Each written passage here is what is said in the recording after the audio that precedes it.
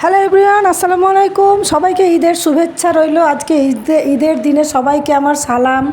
বড় ছোট সবাইকে, ছোটদের দোয়া রইল, বড়দের সালাম রইল। সবাই সালাম নেবেন। ঈদ উপলক্ষে আমাদের ঘরে সব বাচ্চাদের, আমার দুটো মেয়ে, আমি তিনজনে মিলে মেহেন্দির ডিজাইন করেছি। আপনারা ভালো করে দেখবেন, ভিডিওটা দেখবেন, ডিজাইনটা কেমন হয়েছে দেখে বলবেন।